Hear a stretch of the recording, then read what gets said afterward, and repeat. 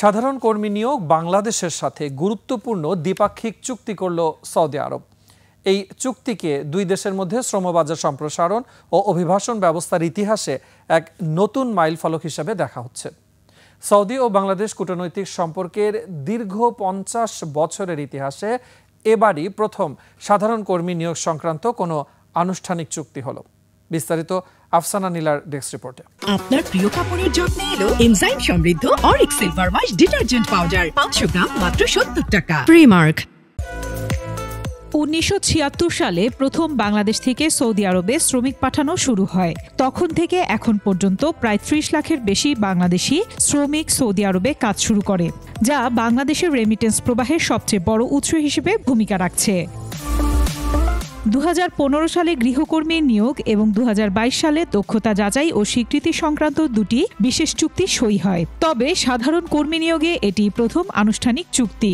Saudi আরবের রাজধানী রিয়াদে বাংলাদেশের পক্ষে চুক্তিতে সই করেন বৈদেশিক কর্মসংস্থান মন্ত্রণালয়ের উপদেষ্টা ডক্টর আসিফ নজরুল, আর সৌদি আরবের পক্ষে সই করেন দেশটির মানব সম্পদ ও সামাজিক উন্নয়ন মন্ত্রণালয়ের মন্ত্রী ইঞ্জিনিয়ার আহমেদ বিন সোলাইমান আল রাজি। এর মধ্য দিয়ে সৌদি বাংলাদেশ কূটনৈতিক সম্পর্কের দীর্ঘ 50 বছরের ইতিহাসে এবারই প্রথম কর্মী নিয়োগ সংক্রান্ত আনুষ্ঠানিক চুক্তি হলো। এ চুক্তির মধ্য দিয়ে বাংলাদেশ হতে সৌদি আরবে বিভিন্ন পেশায় দক্ষ শ্রমিক নিয়োগ বৃদ্ধি পাবে এবং কর্মী ও নিয়োগকর্তার অধিকার ও স্বার্থ অধিকতর সুরক্ষিত হবে বলে আশা করা যাচ্ছে।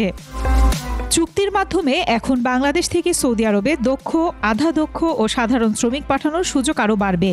দুই দেশের যৌথ উদ্যোগে প্রশিক্ষণ, দক্ষতা যাচাই, নিরাপদ অভিবাসন ও নিয়োগ প্রক্রিয়ায় স্বচ্ছতা নিশ্চিতের ওপর গুরুত্ব দেওয়া হবে। পাশাপাশি নিয়োগকর্তা ও কর্মীর মধ্যে চুক্তিভিত্তিক সম্পর্ক, আকামা নবায়ন এবং সময়মতো এক্সিট ভিসা প্রদানের বিষয়গুলো আরও সুনির্দিষ্টভাবে বাস্তবায়িত হবে।